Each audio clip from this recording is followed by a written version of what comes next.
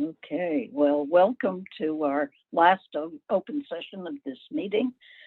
Subject is SpaceX Starship, and we are very pleased to welcome Elon Musk, who leads SpaceX, Tesla, Neuralink, and the Boring Company. As the founder and chief engineer at SpaceX, Elon oversees the development of rockets and spacecraft for missions to Earth orbit. In 2008, SpaceX Falcon 1 was the first privately developed liquid fuel rocket to reach orbit. And in 2017, SpaceX reflew both the Falcon 9 rocket and Dragon spacecraft for the first time. They are also currently developing the Starlink mega constellation of communication satellites and the Starship heavy lift launch system. And we welcome you, and you can unmute yourself and I'll mute me.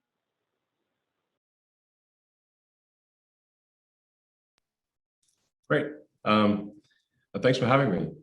I think there may be an introductory video potentially that we can play. Okay.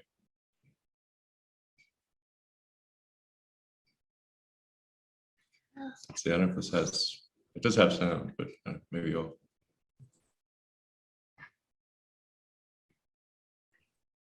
Andrea, can you check the sound?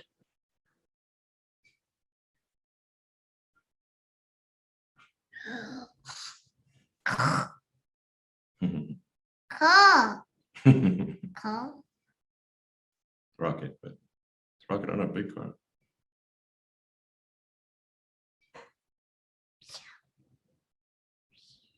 It seems to be a bit. Let me try that again. I was muted. Okay. The sound isn't essential, but. Hi. Hi. Hi.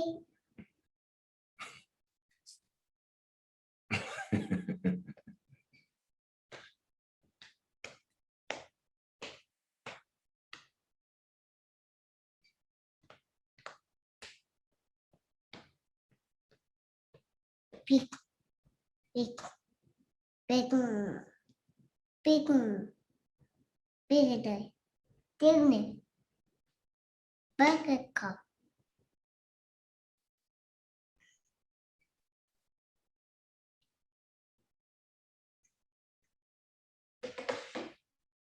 Beep, beep, beep, beep, beep.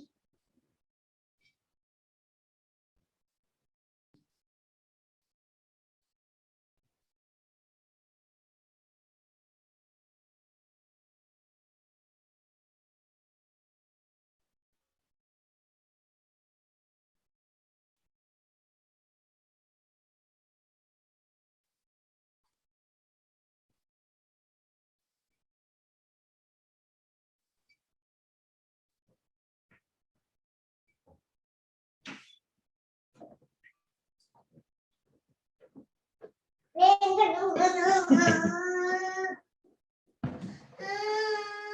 right.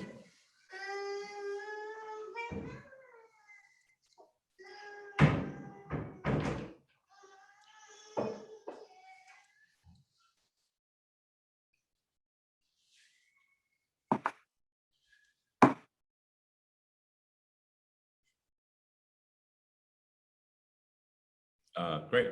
So that was just an introductory video regarding the Starship program. That was all real, no CGI there. What we're aiming to develop with Starship is a generalized means of transporting large amounts of mass or people, but just in general, large amounts of mass anywhere in the solar system. The idea behind behind this is to have the first fully and rapidly reusable rocket, which is that's really the holy grail of rocketry.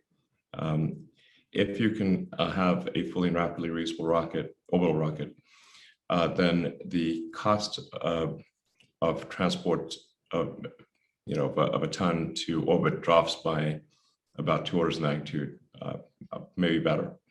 So just as it would for really any mode of transport, if you say had aircraft or cars that were not reusable, you would see very little use of aircraft and cars, because you'd have to buy a new aircraft every time you went somewhere. And if you traveled somewhere in a car that was single use, you'd have to obviously tow a small car behind you just for the return journey. So I think this is quite profound. If we are successful, and at least from a design standpoint, it appears to be, all of the calculations close for having a fully reusable 100-ton to low Earth orbit capability.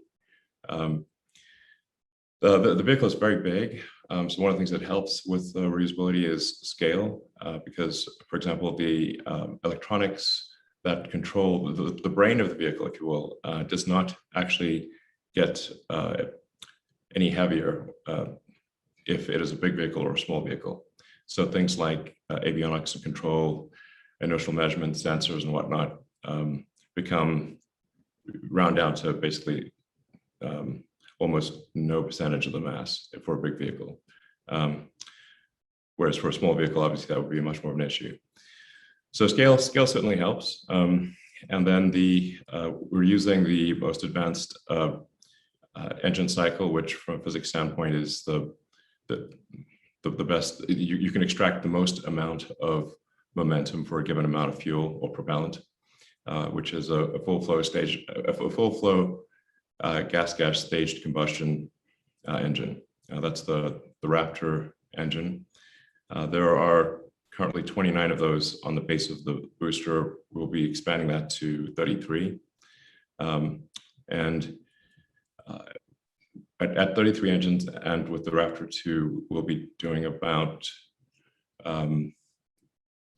7,700 metric ton force of thrust on liftoff. So it's about 2.2, 2.3 times the thrust of a Saturn V. So it's really a very big vehicle. It's the biggest rocket ever designed, and we're close to our initial launch, our initial orbital launch. We've done several suborbital flights and have been able to land the vehicle successfully. The first orbital flight we're hoping to do in January.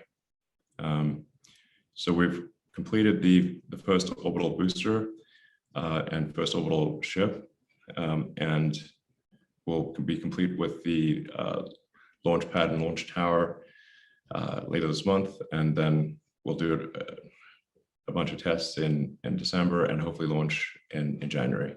There's a lot of risk associated with this first launch, so I would not say that it is likely to be successful, but I think we'll make a lot of progress. And then we've also built a factory for making a lot of these vehicles. So this is not a case of just one or two. We're aiming to make a great many. Ultimately, I think in order for life to become multiplanetary, we'll need maybe 1,000 ships or something like that. But the overarching goal of SpaceX has been to advance space technology such that humanity can become a multi-planet species and ultimately a spacefaring civilization, and to make true the things that we read about in science fiction and have them not always be fiction. I think this is actually quite important. Well, long term, it's essential for preserving the light of consciousness. Eventually, something will happen to Earth, hopefully not soon, but either natural or man-made, that would cause the end of civilization. So the probable lifespan of civilization is much greater if we're a multi-planet species, and ultimately even go beyond our solar system. But the first step is being multi-planet, Mars being the only realistic option for that. So I think from a standpoint of, like I said, from a standpoint of preserving the light of consciousness and which I think we should regard as fragile. I think it's extremely important that we try to become a multi-planet species as quickly as possible.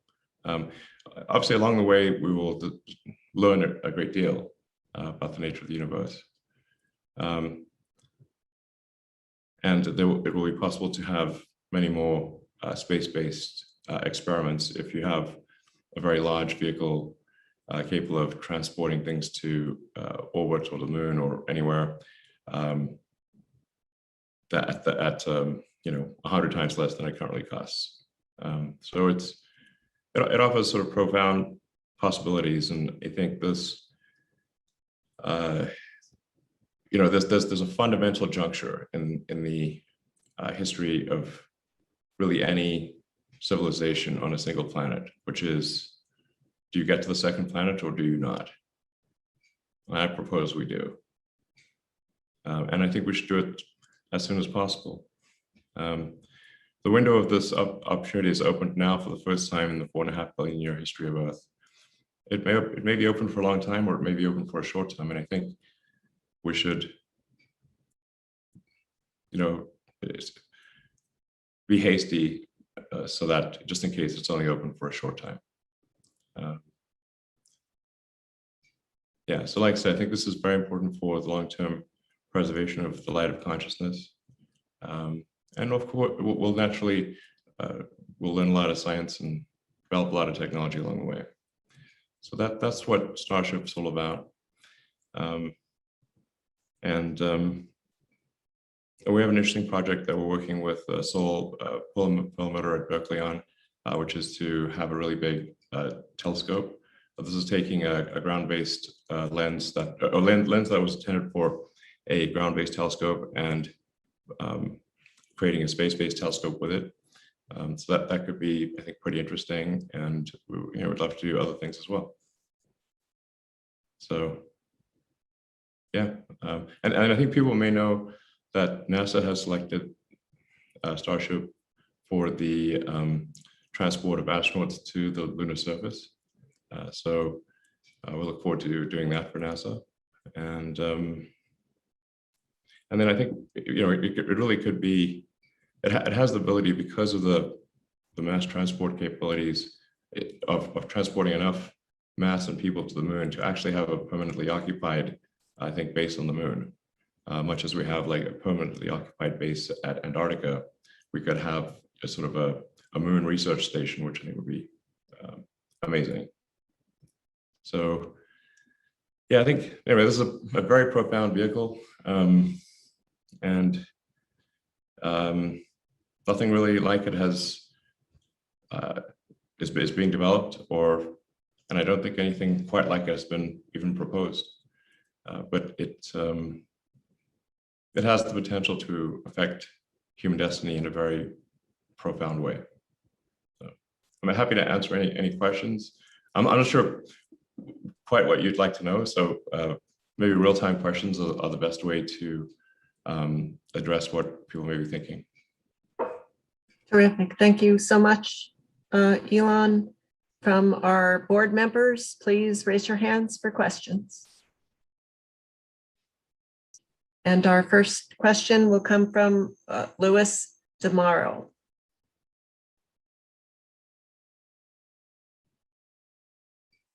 I think you may be on mute. Yep, still muted. There you go. It's just saying thank you for that. It's a rather big vision.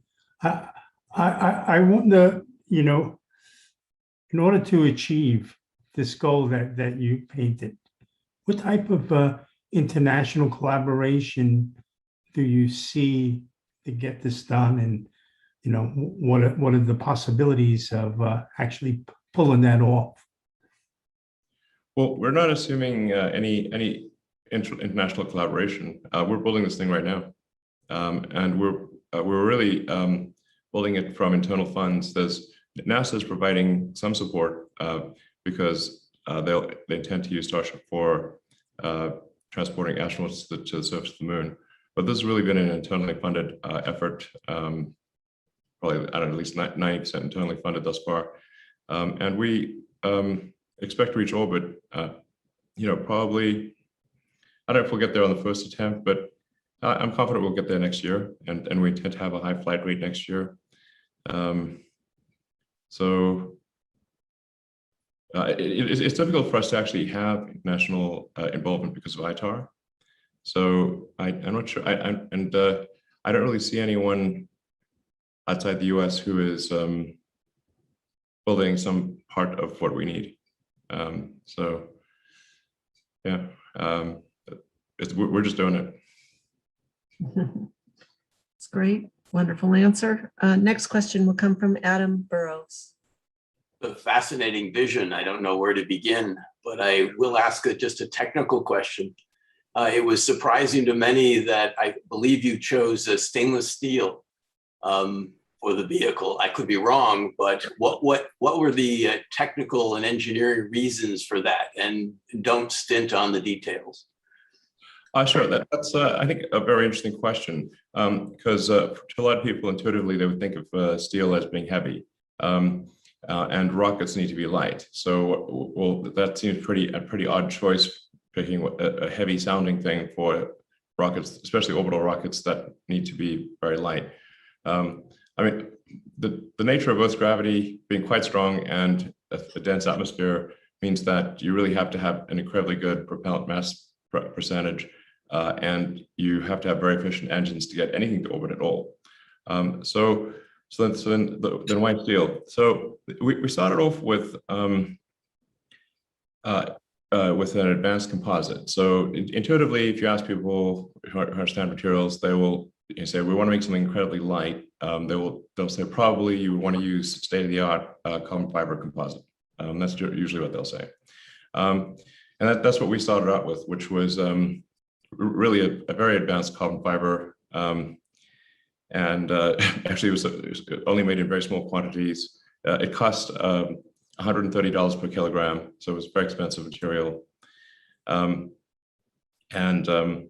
there are some challenges if you want to make the primary structure out of carbon fiber, which is that you've got to contain cryogenic fluid, and you need gas in sort of what's called ullage gas, pressurization gas, to pressurize the propellants in the main tanks and feed the engine turbopumps with a given inlet pressure. So if you have a carbon fiber tank, because it tends to be porous, and also potentially flammable when subject to warm gaseous pure oxygen, because our vehicle is autogenously pressurized. So the oxygen tank is pressurized with gaseous oxygen, and the fuel tank is pressurized with gaseous methane. So the resin and the carbon in the carbon fiber is potentially flammable with hot, pure oxygen gas. So you'd have to have some kind of liner. So when you look at the full mass and complexity of a carbon fiber system, you start having things that reduce the mass efficiency of carbon fiber, such as having an inert liner and being worried about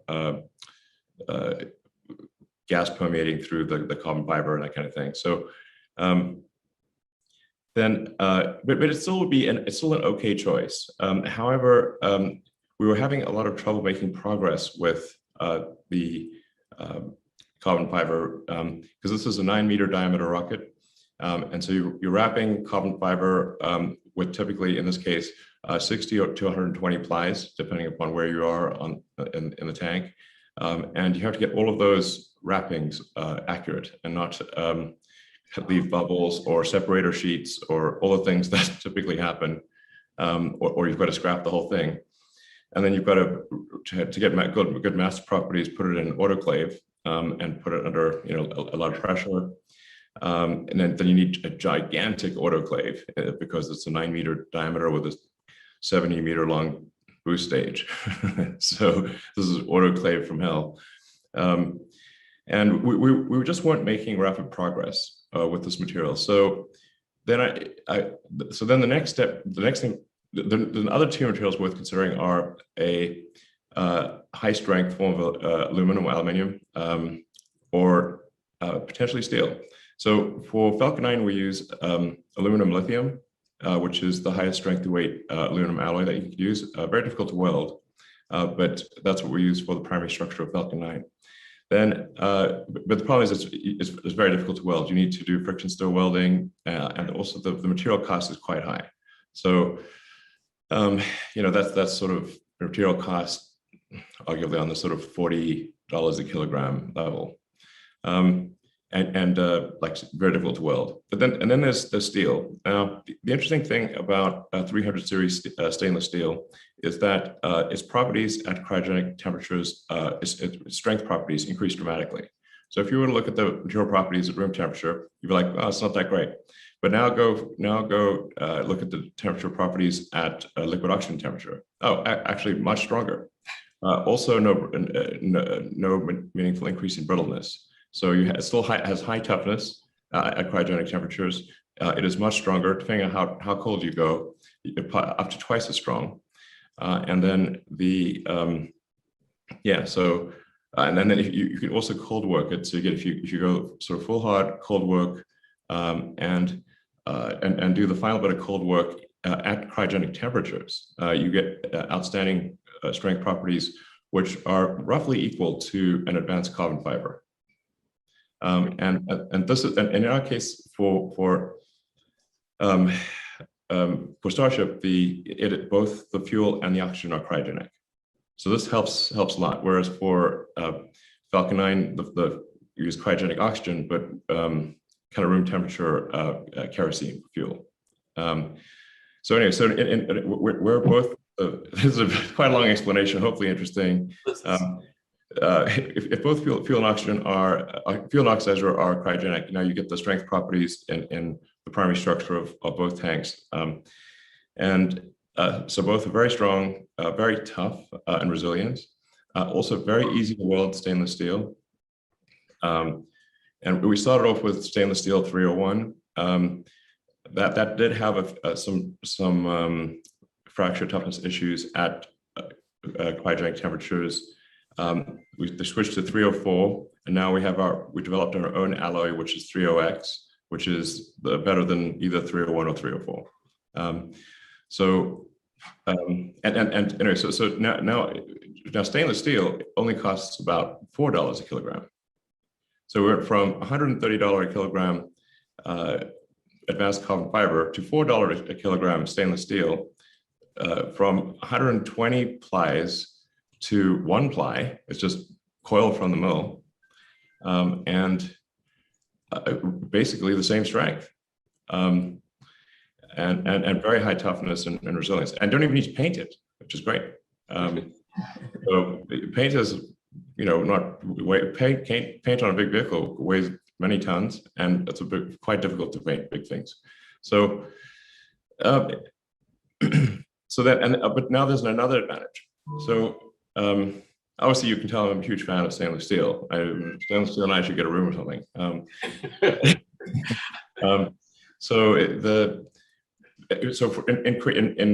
making the vehicle reusable, so now it's coming in very hot. So the ship is coming in at hypersonic velocities, coming, sort of kind of like a Mach 25 entry velocity. So this would just obviously just melt it, but if you've got steel, your melting point is much better, higher than aluminum, and you can handle much better temperatures than carbon fiber, because the resin tends to have problems. Like you can basically go, anything much above, say, 200 Celsius, or for carbon fiber or aluminum, is you start falling off a cliff from a strength standpoint. But for steel, you go 800, and it's fine. Even 1,000 can be fine. So for the ship, this means that the heat shield mass is significantly reduced, because the heat shield mass is determined by the temperature on the back of the tile that it then transmits to the hull. So if the hull is steel, you can have thin heat shield tiles, whereas if the hull is carbon fiber or aluminum, you have to have thick heat shield tiles. And you also need no heat shielding at all on the leeward side of the ship. So it is actually lighter than the most advanced carbon fiber vehicle.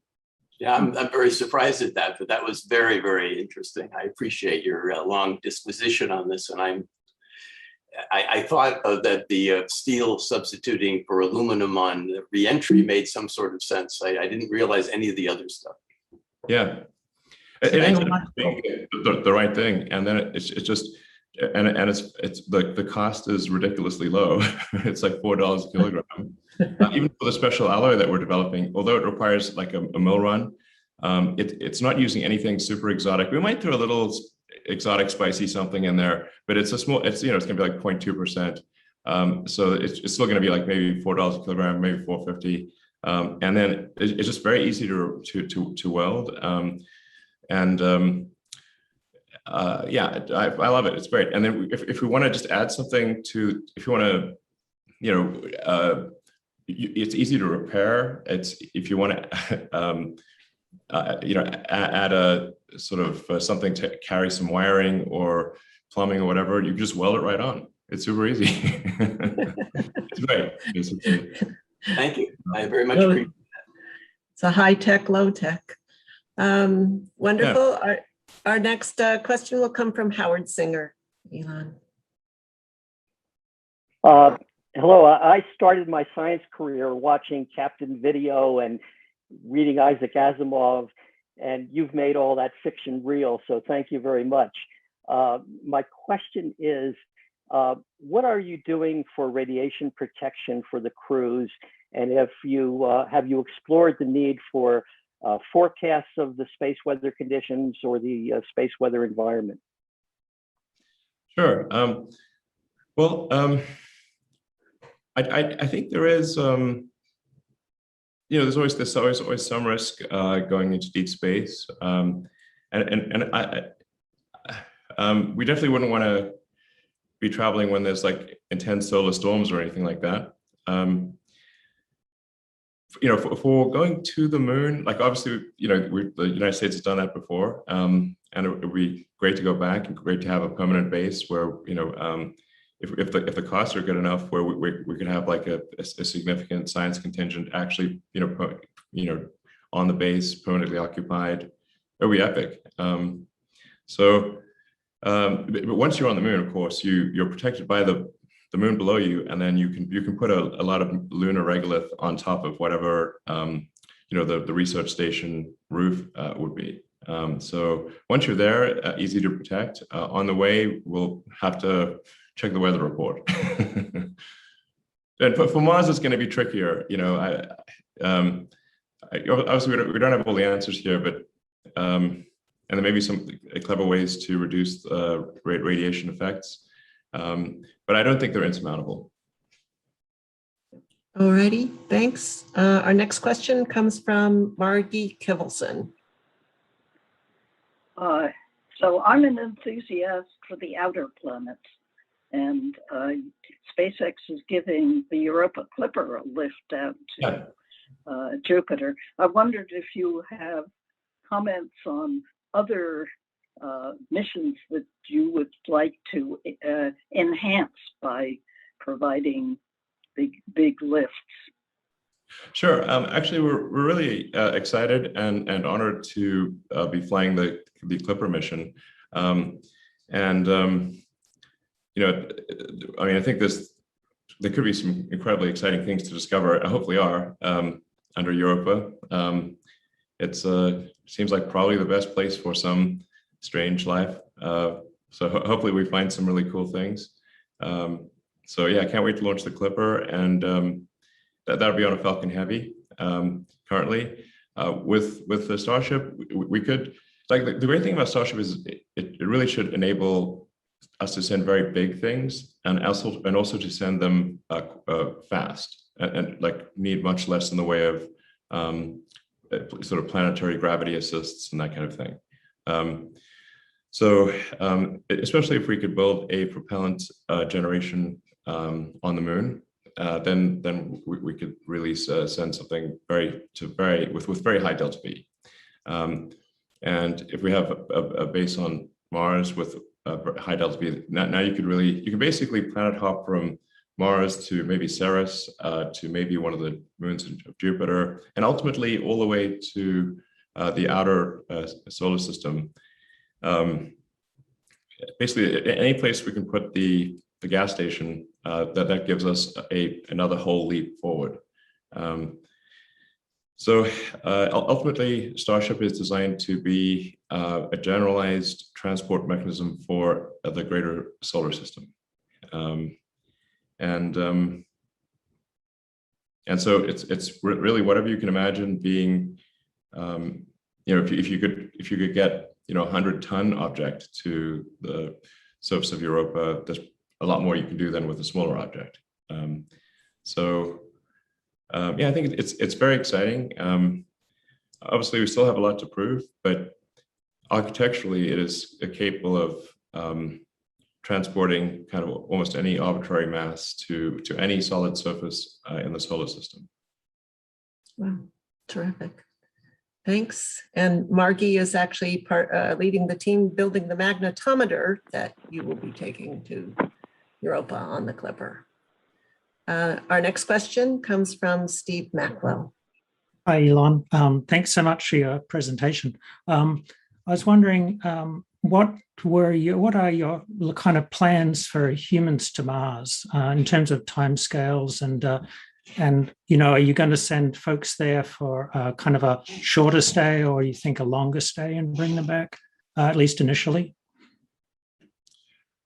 I'm not sure. I think so. The first thing we'd want to do is confirm that we can land the ship safely on Mars, and so that might be, we'd want to probably land 2 or 3, I think, before sending people, and just confirm that we can land safely.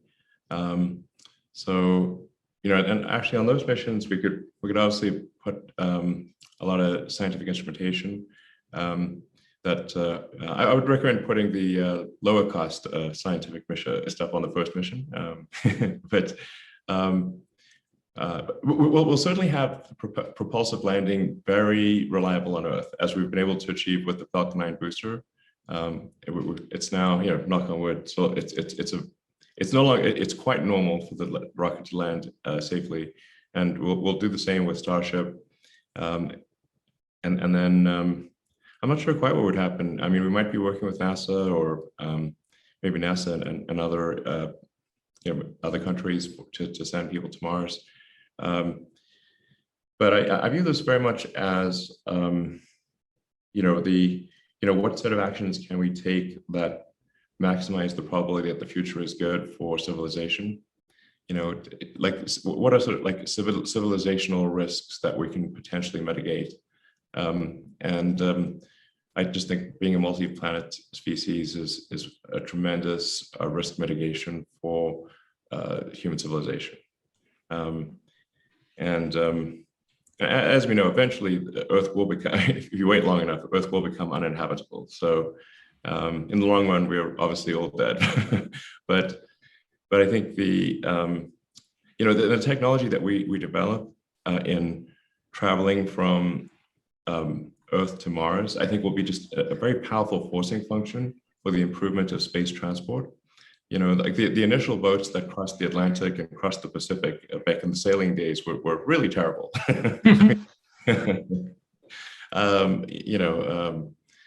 So they would often just plain sink. But once there was a reason to do large amounts of ocean trade, the sailing ships, the wooden sailing ships, got dramatically better. So, but you kind of have to have that forcing function. So that's what I think will happen, and we'll get much better at space transport. And I think this will also be very important if if there's like a potential Earth collision event from some comet or something like that. The asteroids we can predict fairly well, obviously, but there's this massive cloud of comets out there that we don't know the situation. And they come in pretty fast. So there's always some risk of a comet like taking out a continent. There's this place like they talk a lot about extinction events where almost all life was destroyed on Earth, but they don't talk that much about the ones where, well, it was just a continent. There's plenty of sort of continent level extinction events that have occurred in the fossil record, and they're like really so common as to really not really generate much attention. But if we've got large rockets that could potentially do something about that, then that could be, that could at one day save billions of people. But we've got to have big rockets and much more advanced space technology in order to protect against a comet coming in from far away. Okay, thank you so much. Perfect. Thanks, Elon. Our next question will come from Harlan Spence. Elon, thank you for sharing your time and your vision with us. I had a question about looking back the history of exploration, human exploration, as we ventured from one place to another. Scientific discovery has always been an element of that. And you've shared a little bit about some opportunities there. But I was hoping you could share a little bit more. When you think about the aspects of scientific discovery that will accompany becoming a multi-planet species, what are the kinds of things that you're thinking about in terms of what we would discover along the way? Well, I think being able to really, have heavy-duty science research on the moon and on Mars, where you could really just go anywhere you want, drill core samples anywhere you want. I think we'd learn a tremendous amount as compared to having to send fairly small vehicles with limited scientific instrumentation, which is what we currently do for Mars and the moon. So just having people there who can dynamically decide what they're going to do, and really being able to analyze the whole history of the planet, I think we'll learn a tremendous amount. And that would obviously extend over time through at least the greater solar system. I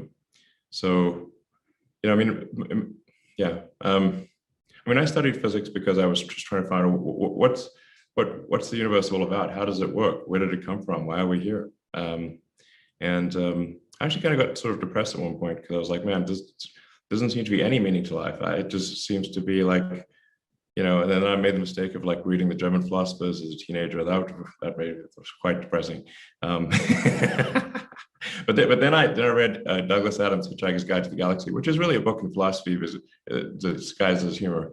And he makes a point that, the question is harder than the answer. And really, basically, the answer is the universe. And we kind of need to figure out like what questions to ask about the answer to that is the universe. And that's the question is the hard part, and then the answer is easier by comparison. So I'm like, I don't know, like why are we here? How do we get here? Is this real? Is this is this simulation or something? At least if we go to these other planets, we'll make the simulators work harder and have to buy more computers to run the simulation or something. I think it's and if we are able to at least be like a multi-planet species within the our solar system, then hopefully we can develop the technology to send probes to other star systems, and eventually maybe send people, although that's tough, but we can certainly send robots to robot probes to all the nearby star systems, and try to figure out what's the meaning of life and what's going on, and are there any aliens out there? Where are the aliens? They're so soft. Thank you, Elon. Sorry, go ahead. Do you have time for a question or two more? Yeah, as much time as you like. Oh, wonderful. All right. I do have one question from a board chair, and it's this. One aspect of SpaceX that has distinguished it from the previous organizations has been its willingness to embrace failure as a development tool. When do you think you will be able to start selling Starship launches at prices significantly less expensive than Falcon 9, say 5 to 10 times less? Sure. Actually, I think it's not that far away. I think probably 2 years from now. So our rate of progress on Starship is very rapid, and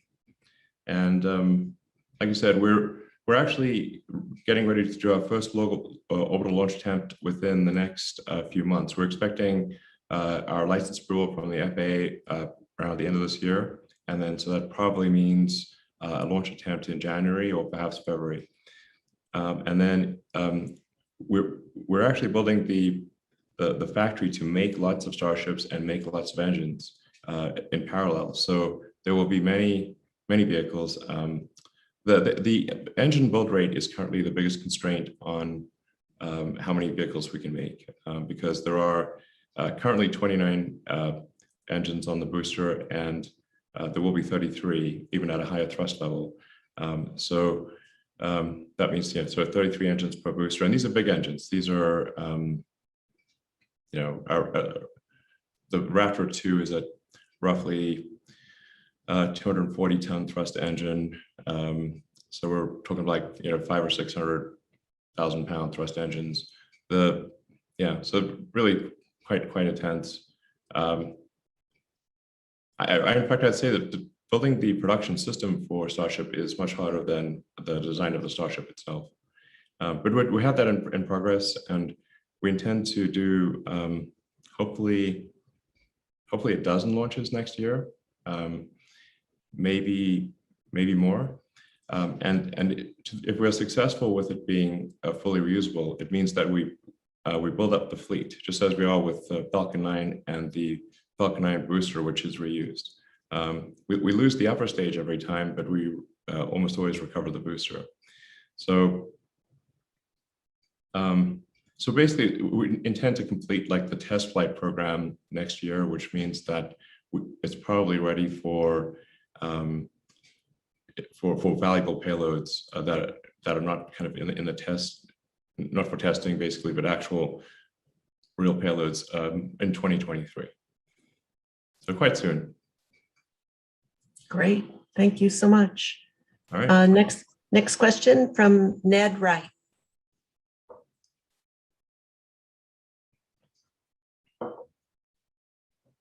Ned, I think you're still muted.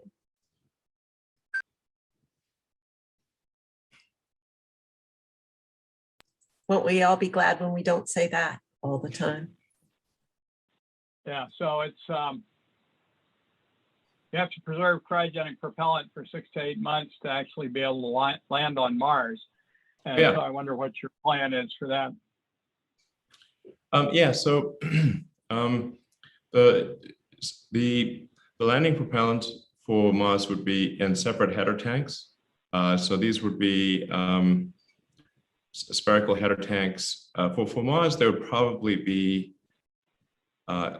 they might be contained inside the main tanks, or they would be up in the cargo section, but well insulated.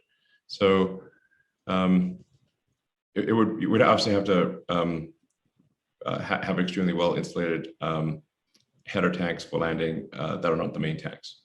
So that's what we'd have for Mars.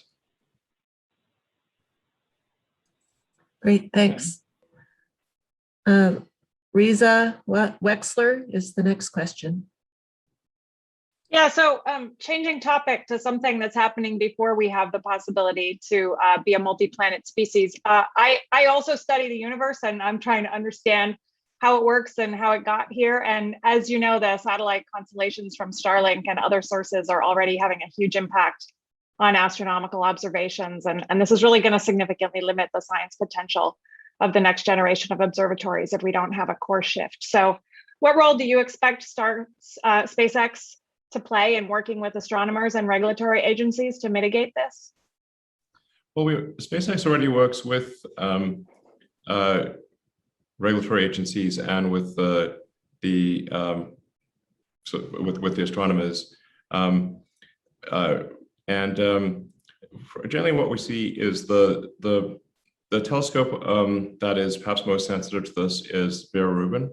We work directly with the Vera Rubin team to make sure that their observations will not be affected by Starlink satellites.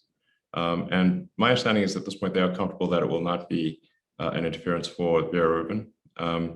They have there's a slight risk of capacitive coupling between some of the basically sensors there, but this, which can create ambiguity, but we're confident that we can work around that. Great, thanks. Our next question comes from John Karras. Elon, thanks for all your time today. Appreciate it. Kind of going back to a prior question about long-term storage or cryogenics for whatever mission, but I realize, or I believe, that your architecture for Starship to go beyond low Earth orbit to go to the moon has, cryofluid transfers and things like that, and long-term cryofluids, cryofluid storage, low boil off. Oh, yeah, not easy problems. No, and so not easy problems. So the question I have for you is what are your plans to mature that technology, but before you have to rely on it to go to the moon, like in a year or two? Well, so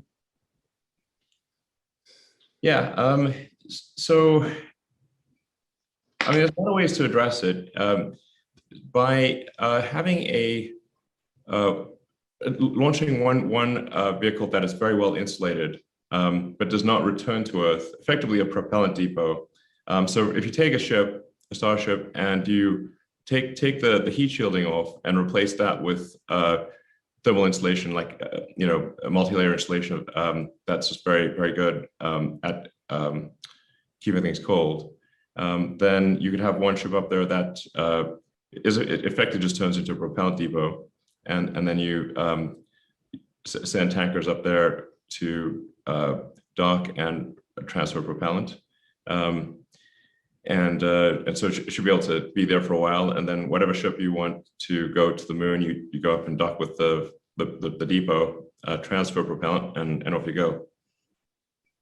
So that's a rough plan. We're pretty good at docking at this point. We've docked with the space station a couple dozen times, and the space station is a very difficult thing to dock with because we don't control both sides of it, so that is very challenging docking. Whereas docking with our own vehicle is comparatively easier. Yeah, but both of these technologies have really only been demonstrated on very, very small scale. So your scale is a lot larger, and I think poses other problems. So good luck in solving those. Yeah, no, I don't think we'll just sort of it's not exactly a walk in the park. So I think this is hard, but it is necessary, and it's the only way, at least with that I'm familiar with current physics, to actually make things work. And then obviously, aerial refueling is used quite a lot with aircraft. And so this is taking that concept and just doing it in orbit. So we know that success is one of the possible outcomes. We're not breaking any physics. Physics is the law and everything else is a recommendation. So, but just because it's at least in the set of possible success is at least in the set of possible outcomes. Yeah. Great. Thanks very much. Next question will come from Amanda Hendricks. Hi there. So I'm a co-chair of the Committee on Planetary Protection, and our committee is concerned with preserving the validity of future astrobiological experiments on Mars and other places in the solar system. Yep. Searches for life, extinct or extant. And I wonder if you can comment on SpaceX's planetary protection plans for Mars. Sure. Well, I mean, first of all, it's not like we'll be launching to Mars really soon. I mean, Mars is a ways off, and but there is fundamentally a choice to be made, which is, are we going to try to be a multi-planet species, which would mean like at least in one spot on Mars that there is human biology, like that we will be, we're pretty hard to avoid no biology if you send humans there. We're biological creatures. But I don't think this is going to invalidate research on the rest of the planet. I mean, Mars is a big planet, and so and there've been rocks that have been knocked off of Earth and landed on Mars and that kind of thing. So, but yeah, I think you wouldn't want to sort of spread biological debris all over Mars, but I think we will have to put at least somewhere if there are people going there, at least in one spot, and then just make sure we try to contain that and not have it sort of spread around. Yeah, and I guess it's same for the moon and other places. Thanks. Thank you, Elon.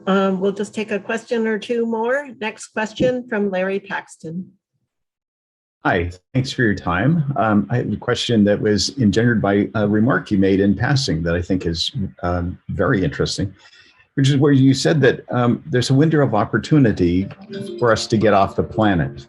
And the question that occurred to me was, you followed that up with saying that you didn't know how long that window of opportunity would be open. Yeah. And there, you mentioned in passing, of course, the traditional things like, exogenous forces like cometary impact or a near-Earth object.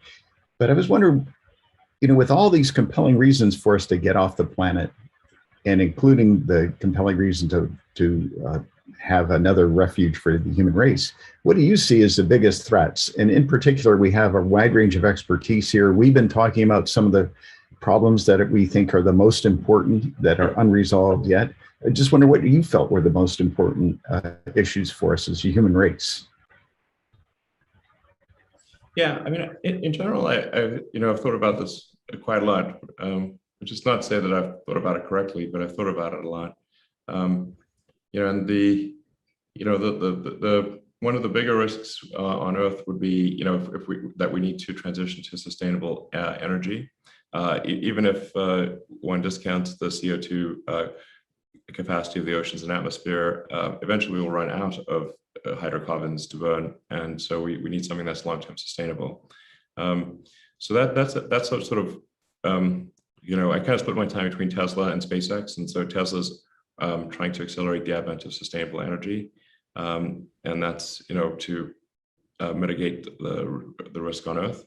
And then SpaceX is intended to mitigate like longer term risks that could potentially extinguish consciousness as we know it. I mean, we got the sort of delicate candle of consciousness sort of flickering in the darkness here.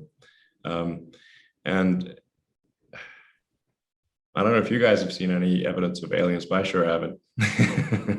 I get asked that a lot. So, I mean, I think the Fermi paradox is just an incredibly interesting question. And I'm not sure who said it, but there appear to be, if there's either a lot of aliens or none, and equally, those answers are equally terrifying. So anyway, so I think, but with respect to nearer term risks on Earth, obviously sustainable energy and potential nonlinearities in the CO2 ppm in the atmosphere are a concern. If we start doing things like melting the Siberian tundra and that kind of thing. I'm probably less alarmist than most on climate change. I'd put myself in the moderate category on climate change. I just think it's the amount of inertia associated with the hydrocarbon economy is so gigantic that it will require a long time to make that transition. And so it's probably better to start it sooner rather than later. And that's why I describe the fundamental good of Tesla as the degree to which it accelerates the advent of sustainable energy. It will happen, I think, anyway, but faster is better. Then as for risks on Earth, I mean, there's always good old nuclear Armageddon, that's still one of the things. That's not out of the question. There's still a lot of nuclear missiles pointed at us in the US and many parts of the world. I don't know what quite that risk is, but it's not zero. I think there's maybe some counterintuitive risks or that people don't put that much attention on. If you look at the birth rate trends, the birth rate trends are very negative. And so and in many countries are seeing population decline with no end in sight. So I think there's, I think the very low birth rate, I think, is actually quite a significant risk, but an underappreciated one. Yeah. And for population prediction, I would recommend taking things like the number of babies born last year and just multiplying that by the probable lifespan. And if you do that, I think you'll see numbers that are very, very bad for future population, and with an inverted demographic pyramid. So you've got a lot more older people, and then fewer middle-aged people, and then eventually just very few youngsters. And this will necessarily lead to resources being applied to taking care of the elderly instead of advancing science or advancing civilization. I'm quite worried about that one because I see no reversal of the trend. You know, that would, you know, civilization will die with a bang or a whimper. That would be dying with a whimper. Then there's obviously, of course, you know, a pandemic that's like COVID, but which has a much higher mortality, sort of a long, you know, high contagion, highly contagious, long incubation period, high mortality type of pandemic. That's clearly a risk. AI is, I think, maybe more of a risk than people realize. Ironically, the smart people tend to think AI is less of a risk because they think that they're so smart, but actually we're just humans and we're quite dumb. It's amazing we got this far, frankly. So if you see the advancement of AI, it's clear that AI will exceed human intelligence in every way if these trends continue. And the list of things that the human mind can do better than AI is less and less every year. So, you know, hopefully that AI is coupled to human will, but it might not be. The long-term goal of Neuralink is to achieve sort of better symbiosis with AI and with the kind of human mind. In the short term, Neuralink, I think, will help solve a lot of brain injuries and diseases and spinal injuries and that kind of thing. But long term, because one of the things that I'm getting quite esoteric here, but we're already a cyborg, really, in the sense that our phones and computers are an extension of ourselves, and you could say we arguably have sort of the primitive kind of limbic system, the cortex, the higher thinking, and then we've got a tertiary layer, which is silicon in the form of our computers and phones and everything. We have already somewhat merged with computers, but the issue we have is the communication rate. The bandwidth with the computers is low, especially output. If our output is 2 thumbs, that's, you know, we're talking maybe 10 bits per second or something like that. No, or maybe 100 best case. It's a very slow output. And as the intelligence of the computer grows, if that communication link remains very tiny, I think we will necessarily decouple from computers just because our rate of communication is very slow. And so if we can solve the I/O bandwidth question and by, you know, increase it by 1,000 or more, maybe 1 million, then you could have human machine symbiosis that is much better. I mean, that's at least one approach. Let's see, what else is there? I mean, religious extremism, you know, if that grows over time, religious extremism is certainly a threat to advancement of science. So depending on how far that goes, that could be an issue.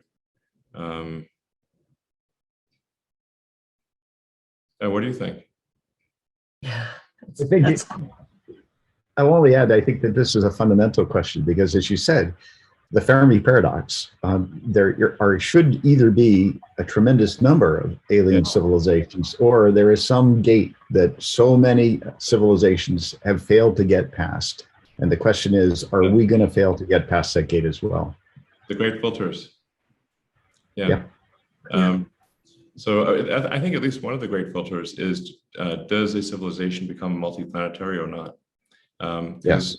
If a civilization does not become multiplanetary, then eventually the sun's going to expand and boil the ocean, and that's game over. So, and actually, if you think about it from a percentage standpoint, if Earth's been around 4.5 billion years, and it took us 4.5 billion years to get this far, well, probably it may be as soon as another 500 million years, and the sun might have expanded enough by that time to boil the oceans potentially. If it's not 500 million years, it's not much beyond that, which is basically means that if it took 10% longer for civilization to evolve, it would never have evolved. Right. So there's an interesting one. Elon, do you have time for one more question? Wonderful. All right. Jill Dahlberg, please. So let me just say, I feel lucky that you are here. So thank you. And not just here in our panel. You're very inspiring. My question is mundane. You're going to have these rockets. They're going to go up and they're going to go to two places that are going to need energy. The Earth needs a lot of energy as well. Yeah. So what are your plans for making energy? I'm thinking space-based solar power or something like that. Does your company have plans for proliferating energy systems you're going to need? Well, Tesla does do solar power. And solar is actually, there's quite an amazing amount of energy that reaches us from the sun. Really, when you think about it, Earth is almost entirely solar powered. If it were not for the sun, we would be a frozen dark ice ball at 3 degrees Kelvin. So apart, keeping us warm and not super cold and frozen and dark is pretty helpful. And then almost the entire ecosystem is solar powered. Plants are a solar powered chemical reaction, and apart from chemotrophs at the bottom of the ocean, it's basically everything's solar powered. So we're really talking about just like a little bit of incremental power from the sun being used to power civilization. As a sort of good rule of thumb is because you get about a kilowatt per square meter of solar energy. So then in a square kilometer, there's 1 million square meters. So now you've got a gigawatt of solar energy per square kilometer. And so if you've got like 25% efficient panels, and there are maybe 80% of the area is panel of then you've got like basically 200 megawatts per square kilometer of solar power. And so then if you say, well, okay, how much? Then you really won't need a very large area to power the entire United States with solar. Like a little corner of Utah or Texas, obviously you prefer it to be distributed, but you can just say like, okay, how much is actually needed to power the US? And it's, somewhere between a square that's roughly 150 to 200 kilometers on a side will power the entire United States. So it's really clearly no problem to power civilization with with solar. And then of course there's wind, and I'm actually pro nuclear, fission wise, and there's also hydro and geothermal. So I think we will solve Earth's energy needs, and they are being solved. If you look at the growth of wind power and solar power, it's really has a very high growth rate. It needs to be paired with batteries in order to, because the intermittency of wind and solar. But the combination of solar plus battery can completely solve all of Earth's energy needs. In fact, for satellites that are in orbit, that's all they use is solar panels and a battery. And what is Earth but a large satellite? Sorry, I think you're on mute. Do you want to follow up? Yeah, I was thinking something more grandiose, like a space-based solar power system, but you have a good argument. You would just use solar on Earth, batteries, and plethrate. I like that. Thank you. It works great. Because if we think civilization uses a lot of energy, but it's actually very tiny compared to the amount of solar energy that reaches the Earth every day. Yeah, it's just there. I get asked a lot about fusion, and in my opinion, if you just make a very large thing of magnetically confined fusion, you could absolutely make it work. I don't think any really major breakthroughs needed to make fusion work, but I think it's unnecessary to make fusion work because we've got a giant fusion reactor in the sky that just shows up every day and doesn't require any maintenance. So it's a low maintenance fusion reactor, shows up every day. So if we just catch the energy from, catch it, it's just keeps lobbing all this energy at us, just catch it with the photovoltaics and store it in the batteries, and that'll solve for everything, basically. Yeah, we need a lot of batteries, but there's also, like, the next question might be, do we face some materials limitation with batteries? And the answer is definitely not. I think the vast majority of stationary storage will use an iron cathode lithium-ion battery. So there's obviously plenty of iron on Earth, no shortage of iron. There's also no shortage of lithium. Lithium is extremely common on Earth. It's basically everywhere. So if you have basically an iron phosphate cathode with a graphite anode and lithium carbonate, there's enough of that on Earth to power many civilizations. Several, or easily order of magnitude larger civilization than ourselves could be powered with the battery materials that are readily available. So I don't want to suggest complacency here, but just that there is a very clear path to a sustainable energy future. Okay, that's wonderful. Elon, we just want to thank you so much. The National Academy of Sciences is so pleased to have you here with us today. Paul Worcester is a member of the Space Studies Board, and this is also the Board on Physics and Astronomy. And just thank you so much for the time and the interaction with our members and answering so many questions so graciously. I know it's past the 7 p.m. hour on the East Coast or wherever you are. No problem. Thank you for the great questions, and it was an honor to speak to everyone. Thank you. Thank you. From all of us. Thank you. Cool.